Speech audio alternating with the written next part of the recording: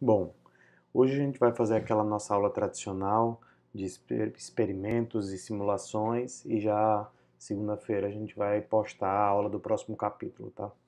Pois bem, hoje a gente vai falar um pouco sobre como se estrutura a- as moléculas de um corpo, a estrutura cristalina, a estrutura molecular de um corpo, nos diferentes estados físicos da matéria, tá? Então a gente sabe que a água ela é sólida, ou seja, é gelo, abaixo de 0 graus Celsius, ela é líquida entre 0 e 100 e ela é gasosa acima de 100 graus Celsius, certo? Pois bem, então eu posso mostrar para vocês aqui o estado físico de cada uma delas, mas posso também diminuir a temperatura, veja que a temperatura diminui aqui, certo? Então a gente já viu nesse capítulo, aqui é legal, frisar que a temperatura é o grau de agitação das moléculas de um corpo, certo? Então, essas moléculas aqui parece que estão tremendo de frio, mas não é isso não.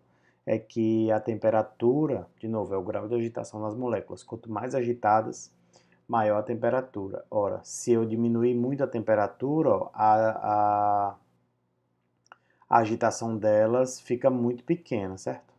Pois bem, ao passo que se eu for aquecendo, o que é que vai acontecer? Elas vão se agitar mais e mais. Ó, eu estou aqui na temperatura menos 135, certo?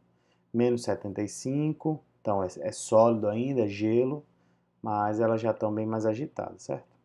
Menos 18, ó, ainda é sólido, mas elas têm uma agitação considerável. Agora, se eu passei de 0 graus Celsius, ó, se a água já virou água, né? Já está líquida, certo? Então, ela continua, as moléculas do corpo continuam aqui embaixo, por quê? Porque é um líquido, então esse líquido, a princípio, ele não, as moléculas não saem do líquido, elas continuam ligadas umas às outras, é lógico que com um grau de liberdade maior, porque elas têm uma agitação maior, mas elas continuam ligadas umas às outras, certo? Ao passo que se eu for aquecendo essa água, ó, elas vão se agitar mais e mais e mais, certo? Uma ou outra vai sair porque ocorre evaporação natural abaixo de 100 graus Celsius. Se não ocorresse evaporação, a evaporação é diferente de ebulição, tá? São dois processos diferentes. A evaporação ela ocorre a temperatura ambiente. Se isso não acontecesse, os rios não diminuiriam o seu, o seu tamanho, certo? A sua profundidade com o tempo, porque os rios e lagos evaporam, certo? Abaixo de 100 graus Celsius. E se eu aumentar muito a temperatura aqui, o que, é que vai acontecer? Após passar de 100 graus Celsius, essa água ela vira gás, certo? Por quê? Porque as moléculas elas têm uma agitação muito grande. Então, ó, por exemplo, se eu colocar aqui essa água a 156 graus Celsius, toda a água já virou gás, certo? E aí você tem um sistema completamente caótico em que as moléculas do corpo estão completamente espalhadas dentro do recipiente. Isso é um gás, tá? Pois bem, então aqui eu vou fazer uma outra simulação para vocês verificarem os processos de troca de energia, certo? A gente viu nesse capítulo também que o calor é a energia em trânsito entre dois corpos com diferentes temperaturas, tá?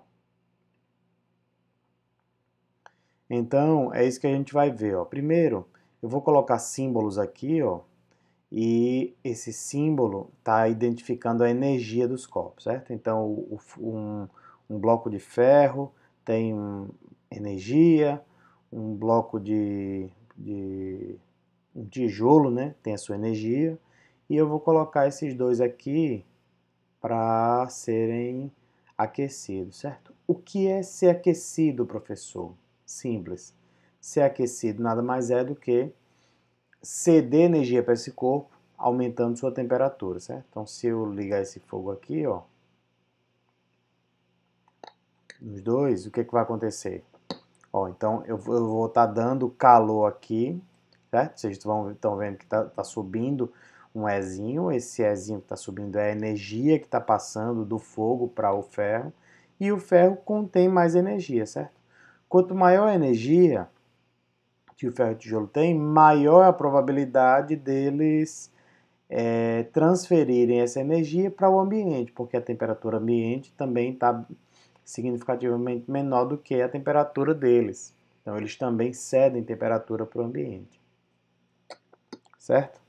Uma coisa que vai acontecer é, ora, se eu pegar esse ferro aqui e colocar dentro dessa água, o que, que vai acontecer? Ó? Veja a temperatura dele. Ó. A temperatura dele baixou rapidamente. Por quê? Porque a água ela retirou o calor, ou o ferro cedeu calor para a água, certo? O ferro perdeu calor para a água, então ele diminuiu sua temperatura e a temperatura da água aumentou. Eles entraram em equilíbrio térmico. Então esse é um outro conceito que a gente viu nesse capítulo também, tá? Que é de equilíbrio térmico. O mesmo acontece com o tijolo. O tijolo está entrando com o tempo em equilíbrio térmico com o ambiente, porque está perdendo calor para o ambiente, certo? Por isso que a temperatura dele já diminuiu um pouco. Se eu colocar aqui ele dentro desse óleo, ó, a temperatura dele vai baixar mais ainda e a temperatura do óleo, do azeite de oliva, né, vai, vai aumentar de modo a entrar em equilíbrio térmico com o tijolo, certo? Esse daqui é mais uma ilustração, não tem muita relação com a disciplina, mas eu vou mostrar para vocês sobre as formas de energia. A energia é um dos conceitos mais elegantes da física, certo? A gente tem energia em todo lugar. E aí, ó, aqui, o que, que eu tenho? Eu tenho um sistema elétrico que vai ser alimentado por algum tipo de energia. Esse sistema elétrico vai aquecer essa resistência, que vai aquecer a água, certo? Então você vai ver a água aumentando sua temperatura quando esse sistema for ligado, certo? E existem alguns tipos de forma de energia aqui. Então, energia mecânica, elétrica, térmica, luminosa e energia química. Pois bem, se eu ligar aqui uma água, ó, o que, que vai acontecer? A energia mecânica vai girar essa manivela aqui, certo? Que vai transformar isso em energia elétrica. A energia elétrica vai acender a minha resistência, certo? Que vai aquecer a água, certo? E essa água vai aquecendo até ela evaporar, etc. Certo? Então, interessante, né? Ora, se ao invés de eu ligar essa água aqui, ó, eu colocar o sol, o que que vai acontecer com esse... Agora fugiu o nome, Jesus. Esse negócio que funciona com água caindo, né? Catavento, moinho de vento, sei lá como é que é o nome. Chega, Jesus, esqueci. Me deu um desconto aí pro amigo professor. Eu tô gravando esse vídeo 11h37 da noite, então deu um desconto aí. Pois bem. Então, se eu colocar o sol aquecendo esse sistema, não vai acontecer nada com ele, obviamente. Ele não vai absorver a energia que está sendo emanada do sol, que é a energia luminosa, certo? Pois bem, agora, se eu colocar uma placa solar, o que, que vai acontecer? Essa placa solar ela vai absorver a luz que está chegando aqui, certo? Essa luz vai virar energia elétrica, que vai aquecer a minha resistência e assim vai aquecer a água. Tá vendo que está subindo aqui a temperatura, certo?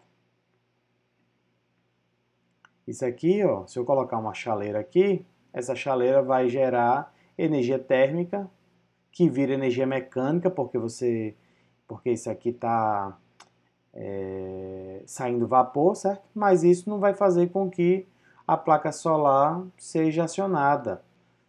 Mas o meu moinho vai ser acionado a partir desse vapor, certo? E assim por diante. Se eu colocar uma moça rodando, girando uma bicicleta, eu trabalhei um tempo no Museu da Ciência lá em Natal, que a gente tinha uma bicicleta e quando os alunos pedalavam essa bicicleta, eles podiam assistir televisão, ligar um rádio, então era bem legal.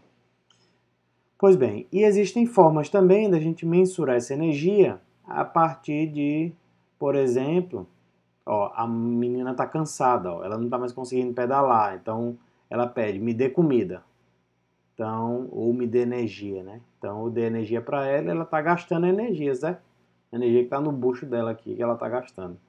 Daqui a pouco ela pede arrego, né? Está cansando, aí ela pede mais energia. Pois bem, outras formas de consumir essa energia são a energia luminosa. Então, isso daqui, meus jovens, não é do tempo de vocês não, tá? Isso daqui se chama lâmpada incandescente.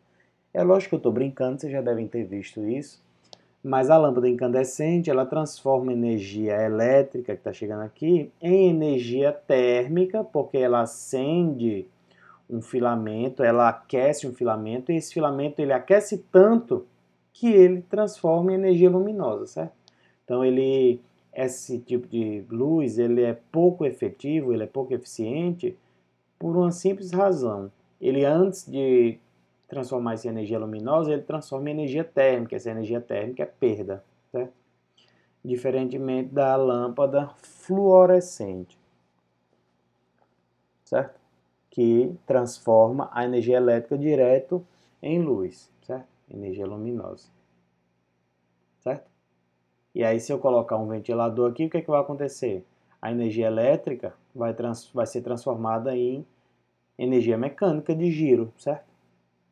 Tá bom? Então parece simples, né? Eu poderia fazer o sistema, por exemplo, que não precisasse passar a energia elétrica para energia mecânica. Eu poderia transformar a energia mecânica direto em energia mecânica, mas não é isso que está acontecendo aqui.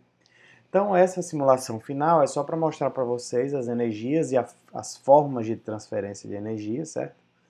Eu estou mostrando isso também porque a gente viu bastante essa parte de calor como energia em trânsito entre dois corpos, tá bom? Então, de novo, obrigado pela atenção. A gente vai entrar no próximo assunto já na segunda-feira. Obrigado a todos e até a próxima.